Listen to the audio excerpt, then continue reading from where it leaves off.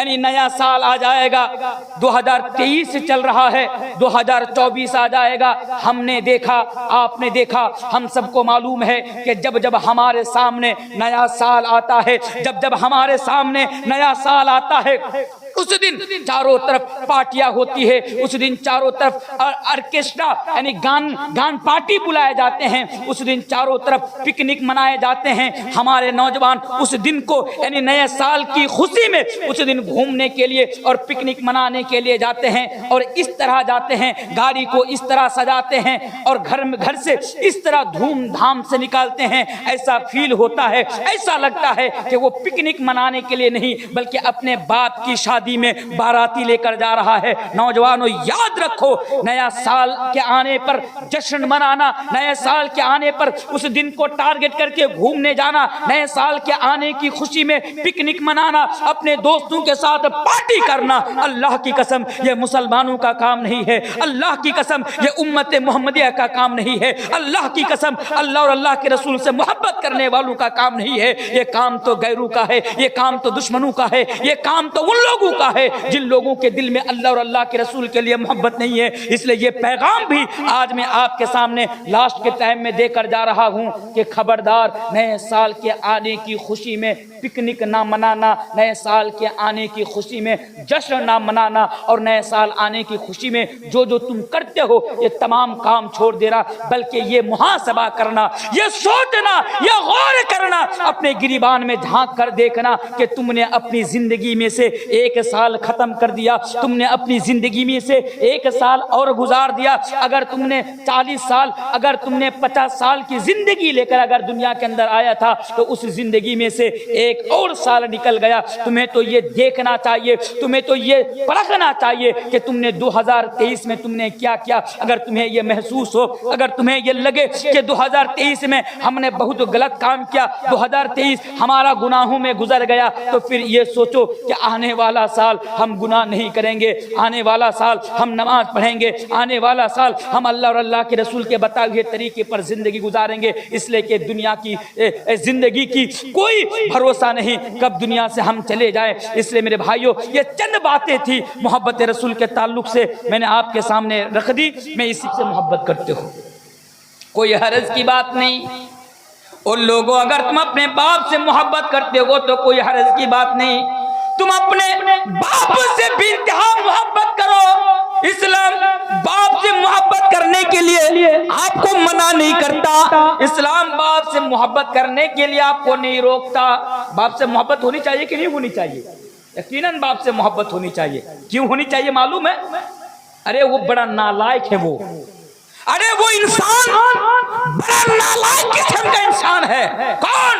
जो अपने बाप के साथ बदसलूकी करता है, जो अपने बाप की बेहुरमती करता है, जो अपने बाप की नाफरमानी करता है, जो अपने बाप को दुख पहुंचाता है, वो इंसान बड़ा नालायक किस्म का इंसान है, बड़ा नालायक किस्म का इंसान है।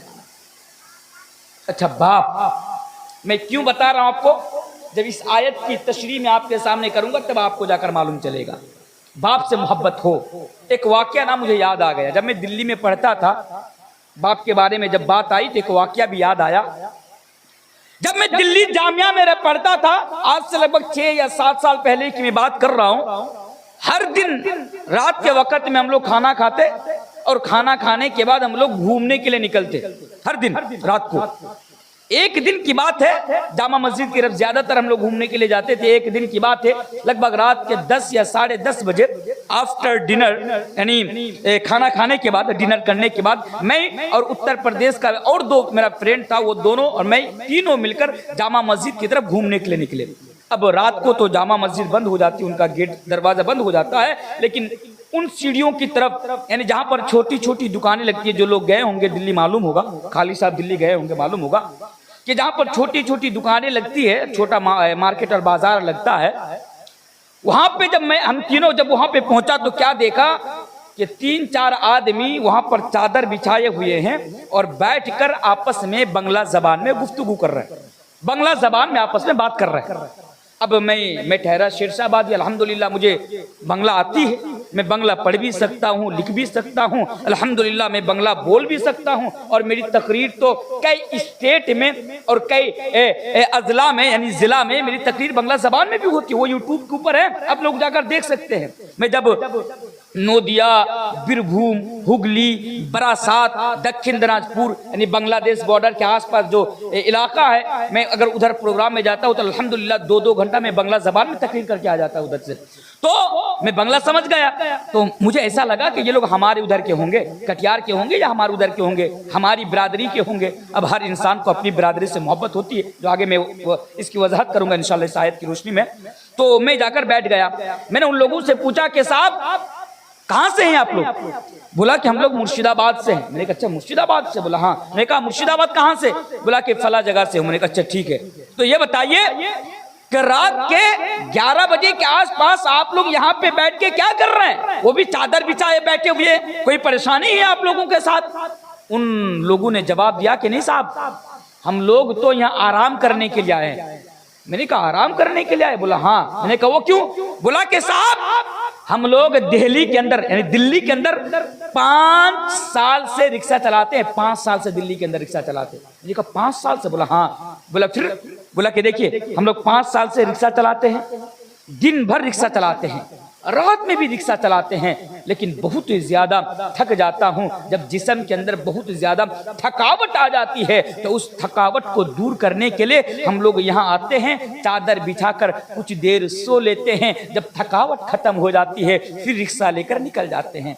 मैंने कहा कि साहब दिन भर रिक्शा चलाते हैं, बहुत ज्यादा थक जाते होंगे, यहाँ पे जब आप आराम करने की नीयत से आते हैं, यहाँ पे आपको क्या आराम मिलेगा? अरे भाई यहाँ पर आपको तो नींद भी नहीं आएगी, क्योंकि सर के ऊपर छत नहीं, खुला आसमान है, चारों तरफ गंदगी है, लोगों का आना जाना है, लोगों की भीड़ लगी रहती है, ऊपर से गंदगी है, बदबू है, यहाँ तो सुकून आपको नहीं मिलेगा। तो इससे बेहतर है कि मैं आपको ये बताऊंगा कि किसी रूम को किराए पे लेकर, रेंट पे लेकर अगर आप लोग वहां पे रहेंगे तो सुकून की नींद भी आएगी, थकावट भी खत्म हो जाएगी और दिन भर आप आराम से रिक्शा चला सकते हैं। तो किसी रूम पे क्यों नहीं रह लेते? मालूम है क्या जवाब दिया था? नौजवानों इस जवाब को याद रखना, मौलवी तनवीर ने 7 साल से उस जवाब को अपने सीने के अंदर दबा के रखा, 7 साल से मैं उसको याद रखा। और आप भी इस जवाब को सुनकर मरते दम तक इस जवाब को याद रखना, ताकि आप कभी माँ बाप के साथ यानी खास करके बाप के साथ बदसलूकी करने से पहले एक बार नहीं 1000 बार सोचना।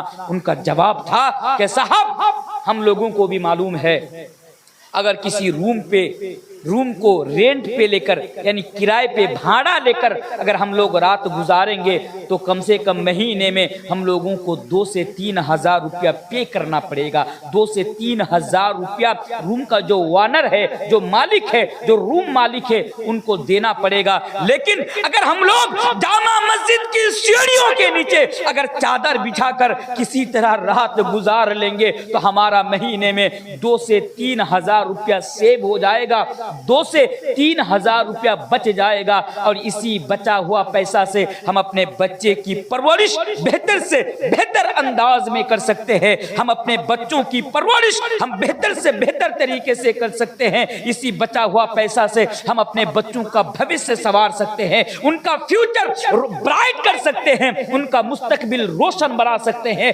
ताबनाक बना सकते हैं। इसलिए हम लोग ये परेशानी कर रहे हैं। मेरे भाइयों, एक बाप अपने बच्चे की खातिर दिन भर रिक्शा चलाता हो और रात जामा मस्जिद की सीढ़ियों पे सोकर गुजारता हो, इसलिए कि उसका बच्चा कामयाब हो, इसलिए कि उसका बच्चा खुश रहे। लेकिन आज वो बेटा, आज उन औलाद, आज वो पुत्र कितना बड़ा नालायक है मेरे भाई, कि आज उसी बाप के साथ बदसलूकी करता है जो बाप उसके खातिर अपना सब कुछ कुर्बान कर दिया। लेकिन हाँ, अब गौर करने की बात है कि इस आयत के जरिए से अल्लाह तबारक व तआला हमें और आपको क्या मैसेज दे रहा है। इनका ना बाउकुम, ओ लोगों, यानी आए नबी आप लोगों से कह दीजिए, अगर तुम इस बाप से मोहब्बत करते हो तो मोहब्बत करो, कोई हर्ज की बात नहीं। लेकिन याद रखो, तुम्हारे दिल में अपने बाप से भी ज्यादा अल्लाह और अल्लाह के रसूल के लिए मोहब्बत हो। बाप से भी ज्यादा, उस बाप से भी ज्यादा अगर किसी के लिए मोहब्बत हो हमारे दिल में, तो अल्लाह और अल्लाह के रसूल के लिए मोहब्बत हो। अल्लाह अकबर। उदाहरण दूं आपको, चलिए सहाबा किराम की जिंदगी उठाकर पढ़िए। आप लोगों ने सुना होगा हजरत अबू बकर सिद्दीक का नाम आप लोगों ने सुना होगा। ये अबू बकर सिद्दीक कौन थे मालूम है? गारे यार, अबू बकर सिद्दीक कौन थे मालूम है? अल्लाह के प्यारे रसूल जनाब मोहम्मद रसूलुल्लाह सल्लल्लाहु अलैहि वसल्लम के ससुर भी थे हजरत अबू बकर सिद्दीक, जिससे इस्लाम को बड़ा फायदा पहुंचा। एक मर्तबा यानी गज़वा बदर के मौके पर हजरत अबू बकर सिद्दीक मुसलमानों की तरफ से जंग लड़ रहे हैं, मुसलमानों की तरफ से लड़ रहे हैं। हजरत अबू बकर सिद्दीक का बेटा अब्दुर्रहमान वो मुशरिकीन मक्का की तरफ से जंग लड़ रहा है। बेटा बाप मुसलमानों की तरफ से लड़ रहा है, बेटा मुशरिकीन की तरफ से यानी मक्का के काफिरों की तरफ से बेटा जंग लड़ रहा है। अब आपको मालूम है उसके बाद जब जंग खत्म हो जाती है, जब लड़ाई खत्म हो जाती है, उसके बाद हजरत अब्दुर्रहमान जो अबू बकर सिद्दीक का बेटा है मेरे भाई, वो इस्लाम कबूल कर लेते हैं। चलिए इस वाकया को सुनाने से पहले ये आपको सुना देता हूं, तब आपको पता चलेगा। कुल इनका नाबाउकुम, अगर तुम अपने बाप से मोहब्बत करते हो मोहब्बत करो, लेकिन अल्लाह और अल्लाह के रसूल से ज्यादा मोहब्बत ना करो। ओ लोगों, अब्दुल्ला बिन उबई का नाम आपने सुना होगा।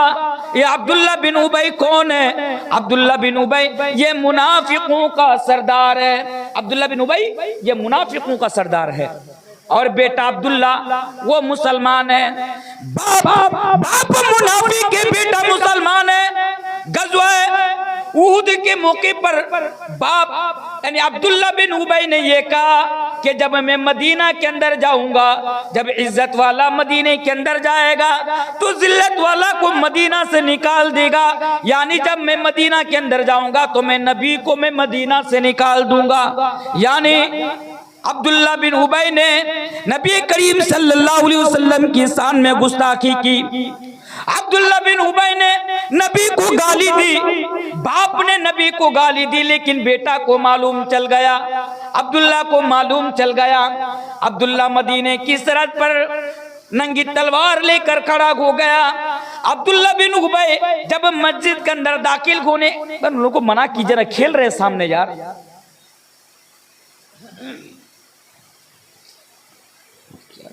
बच्चे लोग आप लोग शोर शराबा ना करें, इत्मीनान से बैठे रहे।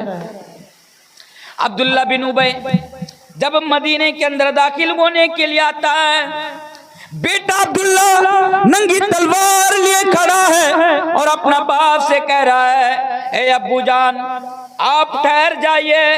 ए अब्बू जान यानी बेटा बाप से कह रहा है कि आप ठहर जाइए, आप मदीने के अंदर एक कदम भी मत रखिए, इसलिए कि आपने नबी करीम जनाब मोहम्मद रसूलुल्लाह सल्लल्लाहु अलैहि वसल्लम के सामने गुस्ताखी की है, आपने नबी को गाली दी है, आपने नबी को जलील कहा है, आप मदीने के अंदर कदम मत रखिए। अल्लाह की कसम अगर आपने मदीने के अंदर कदम रख लिया, अल्लाह की कसम अगर आपने मदीने की सरहद के अंदर कदम रख लिया, तो मैं ये नहीं देखूंगा कि आप मेरा बाप है, बल्कि मेरी तलवार आपकी गर्दन पर चल जाएगी। मेरे भाइयों जरा गौर करो और जरा देखो कि सहाबाए किराम अल्लाह और अल्लाह के रसूल से कितनी मोहब्बत करते थे। बाप से कह रहा है कि अगर आपने मदीने के अंदर कदम रखा तो मेरी तलवार आपकी गर्दन पर चल जाएगी, मैं ये नहीं देखूंगा कि आप मेरे बाप है। नबी को मालूम चला, नबी ने अब्दुल्ला को अपने पास बुलाया। अब्दुल्ला से नबी ने कहा, ए अब्दुल्ला तुम्हारा बाप ने मुझे गाली दी है, तुम्हारा बाप ने मेरी शान में गुस्ताखी की है, लेकिन जाओ मैंने तुम्हारे बाप को क्षमा कर दिया, मैंने तुम्हारे बाप को माफ कर दिया, तुम भी अपने बाप को माफ कर दो, जाओ तुम भी अपने बाप को माफ कर दो, छोड़ दो। उसके बावजूद भी अब्दुल्ला नबी से कह रहे हैं, ऐ नबी मेरा बाप ने आपकी शान में गुस्ताखी की है, अगर मेरे बाप की गुस्ताखी की वजह से अगर मेरे बाप को कत्ल करने का कभी हुक्म आए तो वो ऑर्डर आप मुझे दे देना, वो हुक्म आप मुझे दे देना, मैं ही अपने बाप को मैं कत्ल कर दूंगा। मेरे प्यारे साथियों, जरा ये तो देखो कि एक इंसान के दिल में नबी के लिए कितनी मोहब्बत है, आओ कि वो अपने बाप को भी कत्ल करने के लिए राजी हो जाता है, इसलिए कि उसका बाप ने नबी का अपमान किया है। आज की डेट में भी मेरे भाइयों, मैं पूरी दुनिया के लोगों से कह देना चाहता हूँ, हाँ मेरे भाइयों, मैं तो बीच बीच में उन लोगों को जवाब देता रहता हूँ, जब भी कोई मेरे नबी की शान के ऊपर उंगली उठाता है, जब भी कोई मेरे नबी की शान में गुस्ताखी करता है, मौलवी तनवीर आलम जवाब देने से कभी पीछे नहीं रहता है। नूपुर शर्मा ने मेरे नबी की शान में गुस्ताखी की तो सबसे पहले मैंने आया नूपुर शर्मा को जवाब दिया, और उस जवाब देने के बदले में अल्लाह ही बेहतर जानता है मुझे कितनी गालियों से नवाजा गया, अल्लाह ये बेहतर जानता है कि मुझे जान से मारने की भी धमकी दी गई, मुझे वार्निंग दी गई, लेकिन मैंने नहीं रुका। तब भी मैंने कहा, आज भी मैं कहकर जा रहा हूं, वो दुनिया वालों सुनो, मुझे गाली दो मैं बर्दाश्त कर लूंगा, एक मुसलमान को गाली दो बर्दाश्त कर लेगा, एक मोमिन को गाली दो बर्दाश्त कर लेगा, हमारे घरों को बुलडोजर से तुम उड़ा दो हम बर्दाश्त कर लेंगे, वो लोगों हमारे घरों को आग से जला दो हम बर्दाश्त कर लेंगे, हमारा सामने हमारे बाप को भी गाली दो, हो सकता है कि हम बर्दाश्त कर ले, लेकिन याद रखो हम लोग नबी से इतना प्यार और इतनी मोहब्बत करते हैं कि अगर हमारे सामने नबी को गाली दोगे तो हम बर्दाश्त नहीं कर सकते। और हाँ, जब मोहब्बत होनी चाहिए कि एक मुसलमान सब कुछ बर्दाश्त कर ले, लेकिन अगर बात अल्लाह और अल्लाह के रसूल क्या है तो वो मुसलमान उसको बर्दाश्त नहीं कर सकता है। जैसा कि आप अब्दुल्ला को देखिए, जो अब्दुल्ला बिन उबई का बेटा है, बाप को भी कत्ल करने के लिए तैयार हो जाता है, इसलिए कि उसने सिर्फ नबी की शान में गुस्ताखी की थी। आगे आइए, इनका नाबाउकुम व अबनाउकुम, अगर तुम अपनी औलाद से मोहब्बत करते हो, बेटा से मोहब्बत, आप लोग बेटा से मोहब्बत करते हैं कि नहीं करते हैं? करते हैं ना, बेटा से मोहब्बत करते हैं? अच्छा करते हैं, बिल्कुल अपनी औलाद से मोहब्बत होनी चाहिए, लेकिन हाँ अल्लाह और अल्लाह के रसूल से ज्यादा मोहब्बत बेटों के प्रति नहीं होनी चाहिए। अब आप ईमानदारी के साथ बताइए, क्या आप अपना बेटा से ज्यादा मोहब्बत करते हैं या आप अल्लाह और अल्लाह के रसूल से ज्यादा मोहब्बत करते हैं? किससे मोहब्बत करते हैं जरा बोलेंगे? এরকম ভাবে যদি কথা বলেন আমি কিভাবে তাকরির করব বলেন?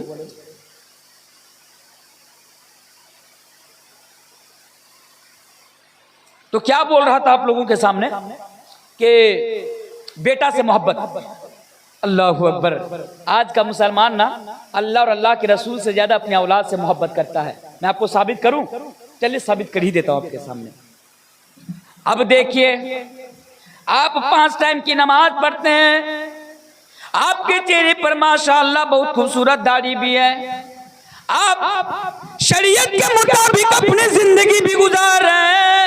अब आपको ऐसा लग रहा होगा कि मौलाना तनवीर साहब हम तो अल्लाह और अल्लाह के रसूल से सबसे ज्यादा मोहब्बत करते हैं, अपनी औलाद से भी ज्यादा अल्लाह और अल्लाह के रसूल से मोहब्बत करते हैं। लेकिन मैं कहूँगा नहीं, आपके दिल में अल्लाह और अल्लाह के रसूल से भी ज्यादा अपनी औलाद के प्रति मोहब्बत है। वो कैसे? देखिए, अभी आप जलसा सुनकर गए, अभी रात 1 बजने को है, बस मैं बात खत्म करूंगा, आप लोग घर में चले जाएंगे आराम के साथ, रजाई लेकर यानी लिहाफ ओढ़कर आप जाकर बिस्तर पर सो जाएंगे। जब रात को यानी सुबह जब घड़ी में 4:30 या 4:45 बजेगा, तब मस्जिद के मीनारों से मुअज्जिन साहब के अजान की आवाज आपके कानों में आएंगी। मुअज्जिन साहब अजान देंगे, अल्लाहु अकबर अल्लाहु अकबर, आपकी आंख खुल जाएंगी, आप बेदार हो जाएंगे, घड़ी देखेंगे, आपको मालूम चलेगा कि अभी फजर की अजान हो रही है, अभी भी आप बिस्तर पर सोए हुए हैं। मुअज्जिन साहब इसी तरह आजान देते हुए कहेगा, हय्या अलस्सलाह, जो लोगों उठ जाओ, मस्जिद में नमाज पढ़ने के लिए चले आओ। फिर भी आप सोए रह गए, इसलिए कि अभी आपकी नींद पूरी नहीं हुई है। फिर मुअज्जिन साहब ने आवाज लगाई, हय्या अलल फलाह, ओ लोगों कामयाबी के लिए आ जाओ, अब तो कामयाबी के लिए आ जाओ। फिर भी आप सोए हुए हैं, इसलिए कि रात के 1 बजे जलसा से आकर आप सोए, अभी नींद पूरी नहीं हुई है, अभी आंख सही से खुल नहीं रही है। फिर मुअज्जिन साहब ने आवाज लगाई, अस्सलातु खैरुम मिनन नौम, वो सोने वालों अब तो उठ जाओ, इसलिए कि नमाज नींद से बेहतर है। अस्सलातु खैरुम मिनन नौम, उठ जाओ इसलिए कि नमाज नींद से बेहतर है। आप जल्दी जल्दी उठे, वजू बनाए, कपड़ा पहने, अभी घर से निकल ही रहे हैं मस्जिद में नमाज पढ़ने, यानी मस्जिद में जाने के लिए, नमाज पढ़ने के लिए। अभी आप मेन गेट पर पहुंचे ही नहीं, मेन दरवाजे पर आप पहुंचे ही नहीं, क्या आपके दिल में ये ख्याल आया कि मैं बाप नमाज पढ़ने के लिए जा रहा हूं, लेकिन मेरा 10 साल का बेटा, मेरा 15 साल का बेटा, मेरा 20 साल का बेटा, जिसके ऊपर नमाज फर्ज हो चुकी है, अभी भी वो अपना रूम में सोया हुआ है, अभी भी वो अपना कमरा में सोया हुआ है। आपको ये एहसास हुआ कि मैं एक बाप होने के नाते मैं जिम्मेदार हूं, और ये मेरी जिम्मेदारी है कि मैं अपना बेटा को उठाकर मैं उनको भी साथ में लेकर नमाज पढ़ने चलूं, उनको भी जगाऊं और नमाज पढ़ने के लिए उनसे कहूं। इसलिए कि अगर मैं ऐसा नहीं करूंगा, अला कुल्लुकुम राइन व कुल्लुकुम मसूलुन अन रयतिही, इसके तहत कल कयामत के दिन अल्लाह की अदालत में खड़ा होकर मुझे जवाब देना पड़ेगा। आप आए, बेटा सोया हुआ है, दरवाजा लॉक है, आपने बाहर से दस्तक दी लेकिन अंदर से कोई आवाज नहीं आई, आपने फिर से बुलाया लेकिन अंदर से कोई आवाज नहीं आई। फिर आपके दिल में यह ख्याल आ गया, मेरा बेटा तो अभी आईपीएस की तैयारी कर रहा है, मेरा बेटा तो यानी आईपीएस की तैयारी कर रहा है, मेरा बेटा तो गवर्नमेंट जॉब पाने की तैयारी कर रहा है, मेरा बेटा देर रात तक पड़ा होगा, अभी नींद मुकम्मल नहीं हुई होगी, और हाँ कल सुबह मेरा बेटा को स्कूल भी जाना है, कॉलेज भी जाना है, यूनिवर्सिटी भी जाना है, कोचिंग सेंटर में भी जाना है। कोई बात नहीं, उन्हें सोए रहने दो ताकि नींद पूरी हो जाए, मैं ये मस्जिद में नमाज पढ़ने के लिए चला जाता हूँ। वो लोगों, आप मस्जिद में नमाज पढ़ने के लिए चले गए, आपका बेटा अपना कमरा में सोया रह गया, आप उनको नहीं जगाया, इसलिए नहीं जगाया क्योंकि कल उनको स्कूल जाना है, कॉलेज जाना है, बस आप नमाज पढ़कर चले आए। वो लोगों, ये तो अल्लाह और अल्लाह के रसूल के लिए आपके दिल में मोहब्बत नहीं है। रब्बे काबा की कसम, अगर आपके दिल में अल्लाह अल्लाह के रसूल के लिए सबसे ज्यादा मोहब्बत होती तो आप ये ना देखते कि आपका बेटा स्कूल जाएगा, आप ये ना देखते कि आपका बेटा कॉलेज जाएगा, आप ये ना देखते कि आपका बेटा यूनिवर्सिटी जाएगा, बल्कि आप ये देखते मेरा बेटा बड़ा हो गया, उसके ऊपर नमाज फर्ज हो चुकी, अब उसको नमाज पढ़ना पड़ेगा, अब उसको नमाज की अदायगी करनी पड़ेगी। ये मोहब्बत है मेरे भाई, अल्लाह अकबर, ये मोहब्बत है आज हमारे दिलों में। जरा जायजा लीजिए, ये मोहब्बत आज हमारे दिलों में है। अल्लाह माफ करे, ये मोहब्बत तो आज हमारे दिलों में नहीं है। उसी तरह आगे बढ़िए मेरे भाइयों, चलिए आयत को मैं यहीं पर खत्म करता हूं। 8 चीजों का जिक्र किया गया, लेकिन मेरे पास इतना टाइम नहीं कि मैं 8 चीजों का जिक्र आपके सामने करूं, लेकिन एक चीज और मैं इजाफा कर यहां पर बोल देता हूं, बीवी से मोहब्बत। गौर से सुनिए, बीवी, क्योंकि बीवी सबके घर में है। बीवी है कि नहीं है? इधर के लोग शादी करते हैं ना? अच्छा, शादी करते हैं, माशाल्लाह, शादी करनी भी चाहिए। शादी क्यों करनी चाहिए? इसलिए करनी चाहिए, यूट्यूब पे कभी जाएंगे, मेरा एक मौजू है हुकूक ज़ौजाइन के ऊपर, आप जाकर कभी सुन लीजिएगा उसको। अच्छा, बीबी से भी ज्यादा इस दिल में अगर किसी के लिए मोहब्बत हो तो किसके लिए हो? अल्लाह और अल्लाह के रसूल के लिए। लेकिन आज हम किससे मोहब्बत करते हैं? सबसे ज्यादा बीबी से मोहब्बत कर। बीबी की नाराजगी से आज हम डरते हैं, अल्लाह माफ करे। मैं आपको समझाऊं, अब आपसे आपकी बीबी कह रही है, जी चलिए ना कटिहार से घूम के आते हैं, बहुत दिनों से घर से नहीं निकली हूँ, कटिहार लेकर चलिए। अगर बीबी की ये फरमाइश हो कि मुझे साथ में घूमने के लिए लेकर चलिए, तो आप ले जा सकते हैं, जायज है। बात समझ में आई? जायज है। अपनी बीबी की बात कर रहा हूँ, दूसरों की बीबी की नहीं। आज हमारा नौजवान तो अपनी बीबी को छोड़कर दूसरों की बीवी पर ज्यादा नजर रहती है। आज हमारा नौजवान, ऐसा नहीं होना चाहिए। तो क्या बोल रहा था? अब शौहर ने कहा कि चलो ठीक है निकलो, मैं तुम्हें घूमने के लिए लेकर चलता हूं। अब बीवी निकल रही है, तैयार हो रही है। कैसे? होंठ है ना, होंठ, इसमें 5 किलो लिपस्टिक पोत रही है। एक होता है लगाना, लेकिन एक होता है पोतना। हमारी बीवियां लिपस्टिक लगाती नहीं, लिपस्टिक पोतती है। जैसे लेपते हैं ना, लपा समझते हैं आप लोग, बंगला में जिसको बोलते हैं, बाड़ी लपा, घौर लपा, तो उसी तरह लिपस्टिक को भी पोत देते हैं, लेप देते हैं अपने होठ के ऊपर। और क्या इस तरह निकलती है, बिल्कुल छमक छल्लो हेमा मालिनी बन के निकलती है। मेरे एक बयान है, मैंने कभी कहा था, वो बयान है यूट्यूब पर, कि हमारी बीवियों का हाल है कि हमारी बीवियां जब घर में रहती है तो चमन्नी बन के, जब बाहर जाती है तो हेमा मालिनी बन के। हमारी बीवियों का ये हाल है। तो छमक छल्लो बन के बीवी घर से निकल रही है। अब शौहर कह रहा है कि नहीं, तुम इस तरह नहीं जा सकते हो। इसलिए नहीं जा सकते हो कि पहली चीज तो यह है कि तुम घर में रहोगी, वकरन फी बुयूतिकुन्ना वला तबररजना तबर्रुजल जाहिलियतिल ऊला। और अगर किसी काम के लिए या घूमने के लिए मेरे साथ अगर बाहर जाओगी तो शरीयत का ये उसूल है कि तुम्हें पर्दा करके जाना पड़ेगा। तुम पर्दा करो तभी मैं तुमको लेकर जाऊंगा। अब बीवी नाराज हो जाती है। बीवी कहती है कि अगर मुझे इसी तरह लेकर चलना है तो चलो, वरना मैं मैके चली जाऊंगी, मैं तुम्हारे साथ नहीं रहूंगी। अब बेचारा सोचता है बीवी तो नाराज हो गई, अगर ऐसे नहीं लेकर गया तो बीवी मैके चली जाएगी। अब शौहर कहते हैं चलो ठीक है, इसी तरह तुम मेरे साथ चलो। ए नौजवानों सुनो, बीवी अगर नाराज होती है ना तो बीवी को नाराज रहने दो, होने दो।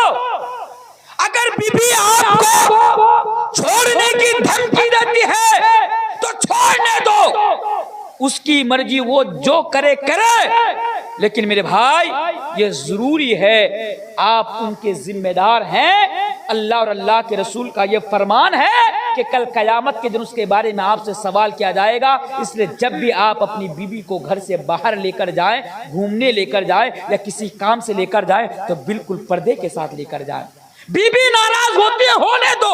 कहीं बीबी को राजी कराने के चक्कर में तुम अल्लाह और अल्लाह के रसूल को नाराज न कर बैठो, उनकी कहीं नाफरमानी ना हो जाए, अल्लाह और अल्लाह के रसूल तुमसे नाराज ना हो जाए। इस दिल में बीबी के लिए भी अगर किसी के लिए मोहब्बत पैदा करो तो किसके लिए? अल्लाह और अल्लाह के रसूल के लिए मोहब्बत पैदा करो। इस आयत के अंदर ना बहुत कुछ था।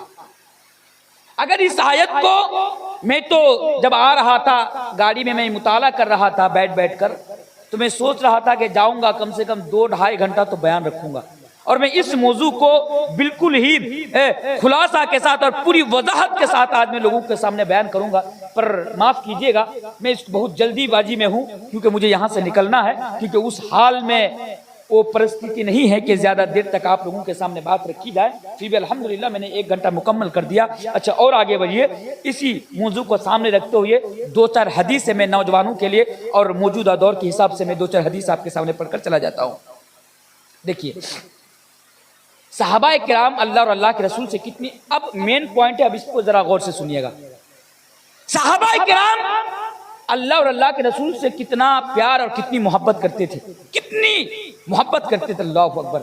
और वो नौजवान अल्लाह के नबी के दौर में, उस दौर में जो नौजवान थे, वो नौजवान अल्लाह और अल्लाह के रसूल से कितना प्यार करते थे। और आज हमारे नौजवानों का जायजा लीजिए तो आपको मालूम चलेगा कि आज इनके दिल में बिल्कुल भी अल्लाह और अल्लाह के रसूल के लिए मोहब्बत नहीं है। आज हमारे समाज में रहने वाले ये गुटखा खोर नौजवान, हमारे समाज में रहने वाले ये बीड़ी खोर नौजवान, हमारे समाज में रहने वाले ये शराब पीने वाले नौजवान, इन नौजवानों को क्या मालूम कि अल्लाह के रसूल के ज़माने में जो नौजवान साहबाए किराम थे, वो लोग अल्लाह और अल्लाह के रसूल से किस कदर प्यार और किस कदर मोहब्बत करते थे। आइए चंद उदाहरण मैं आपके सामने देकर जाता हूँ।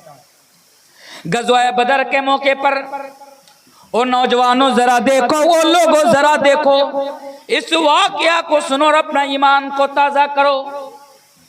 गज़वा बदर के मौके पर हजरत अब्दुर्रहमान इब्न औफ कहते हैं, मैंने दाएं जानिब देखा तो एक नौउम्र नौजवान, यानी 13-14 साल का नौजवान मेरी बगल में खड़ा है, दाएं जानिब खड़ा है। मैंने बाएं जानिब देखा तो एक नौउम्र नौजवान, 13-14 साल का नौजवान बच्चा, मेरे नौउम्र नौजवान मेरे बगल में खड़ा है।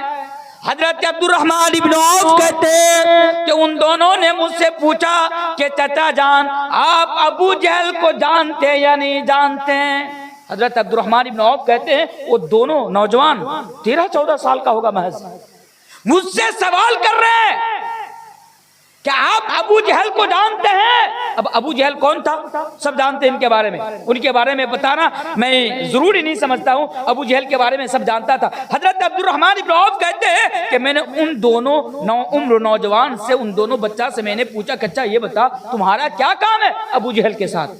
वो दोनों जवाब देता है चाचा जान हमने सुना है कि अबू जहल नबी को तकलीफ देता है, हमने सुना है कि अबू जहल नबी को परेशान करता है, नबी के रास्ते में कांटे बिछा दिया करता है, नबी की शान में गुस्ताखी करता है, नबी को बुरा भला कहता है। हजरत अब्दुर्रहमान इब्न औफ कहते हैं कि जब उन दोनों ने मुझसे पूछा मैंने इधर उधर नजर दौड़ाई, मैंने सामने देखा कि अबू जहल बिल्कुल मेरे सामने खड़ा है। हजरत अब्दुर्रहमान इब्न औफ कहते हैं कि सिर्फ मैंने उंगली से इशारा किया कि ये अबू जहल है, मैंने नाम भी ना लिया, मैंने उन दोनों को बताया भी नहीं कि ये रहा अबू जहल। वो कहते हैं कि बस मैंने इशारा किया, बस मैंने उंगली उधर की, वो दोनों उम्र नौजवान 13-14 साल का महज दो बच्चे अबू जहल के ऊपर इस तरह टूट पड़ा कि अबू जहल का किस्सा 1 मिनट में तमाम कर दिया।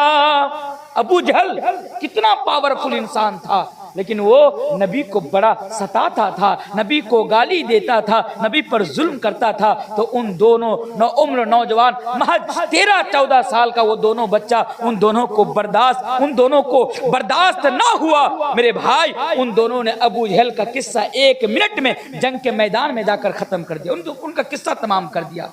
जरा देखिए कि उनके दिल में अल्लाह और अल्लाह के रसूल के लिए कितना प्यार और कितनी मोहब्बत थी। और आज हमारे नौजवानों को देखिए, ये नौजवान क्या जाने, आज जिनके हाथ में बस बाप की कमाई से एक मोबाइल खरीद लिया और उस मोबाइल के जरिए से लड़कियों के साथ चैटिंग करते हुए, लड़कियों के साथ बातें करते हुए प्यार और मोहब्बत के रास्ते पर चलकर आज वो अपनी जवानी को बर्बाद कर रहा है, आज वो अपनी जवानी को तबाह कर रहा है। उस दौर के नौजवान इस्लाम के लिए अपनी जान कुर्बान करने को तैयार थे, उस दौर के नौजवान अल्लाह और अल्लाह के रसूल के लिए अपनी जान तक कुर्बान कर देते थे। और आज हमारे नौजवान इस्लाम को बदनाम करने के लिए आज सबसे आगे यही लोग रहते हैं। आज हमारे नौजवानों का हाल यह है कि इस्लाम को बदनाम करने के लिए पेश आज हमारे नौजवान रहते हैं। मेरे भाई, ये कौन सा महीना आपको मालूम है? ये महीना चल रहा है दिसंबर का महीना, शायद आप लोगों को पता ना होगा। ये इसके बारे में, ये दिसंबर का महीना है। आज दिसंबर महीने की कितनी तारीख है? आज दिसंबर महीने की 27 तारीख है, यानी 2 दिन पहले की बात करता हूं। मैंने देखा, आपने भी देखा होगा, 25 दिसंबर को, 25 दिसंबर को हमारे बहुत सारे नौजवानों ने क्रिसमस डे को सेलिब्रेट किया। हमारे समाज में रहने वाले, मुसलमान के घर में परवरिश पाने वाले, मुसलमान के घर में पैदा होने वाले, अपना नाम अब्दुल्ला, अब्दुर्रहमान और अब्दुल सत्तार रखने वाले 25 दिसंबर को यानी क्रिसमस डे यानी क्रिसमस की पार्टी में शरीक हुए, क्रिसमस की पार्टी में वो लोग शामिल हुए। और अल्लाह अल्लाह अल्लाह इन लोगों को माफ करे, अल्लाह इन लोगों को हिदायत दे। इन लोगों ने बढ़ चढ़कर 25 दिसंबर को क्रिसमस डे को सेलिब्रेट किया और एक दूसरे को हैप्पी क्रिसमस डे की मुबारकबादी पेश की, अपने दोस्तों को पेश की, अपने व्हाट्सएप के जरिए से, अपने फेसबुक के जरिए से, अपने इंस्टा आईडी के जरिए से उन लोगों ने इसको शेयर किया और एक दूसरे को बधाई दी कि हैप्पी क्रिसमस डे। लेकिन मैं उन नालायक नौजवानों से कहना चाहता हूं, उन गद्दारों से कहना चाहता हूं, मैं उन लोगों से कहना चाहता हूं जिसने 25 दिसंबर को क्रिसमस डे सेलिब्रेट किया। कह रहे नालायक, क्या तुम्हें मालूम भी है कि क्रिसमस डे का माना क्या होता है? अरे नालायक, मैं तुमसे पूछना चाहता हूं, क्या तुम्हें मालूम भी है कि क्रिसमस डे की बधाई देना यह हमारे लिए ईमान का जना जनाजा निकाल देना है। क्या तुम्हें मालूम भी है कि आज वो लोग क्रिसमस डे को क्यों सेलिब्रेट करते हैं? एक तो तुम्हें मालूम नहीं और दूसरी तरफ तुम उसको जानने की कोशिश भी नहीं करते हो, और हर साल इस दिन को 25 दिसंबर को तुम इसको सेलिब्रेट करते हो, इस दिन को तुम मनाते हो। याद रखो 25 दिसंबर का को सेलिब्रेट करना, एक दूसरे को क्रिसमस डे की बधाई देना, मुबारकबादी देना, गोया कि अल्लाह तबारक व तआला को गाली देना और ये कहना कि मुबारक हो अल्लाह ने आज बेटा जना, नऊज़ बिल्लाहि मिन ज़ालिक। हालांकि हमारा ईमान ये है, हालांकि हमारे ईमान की बुनियाद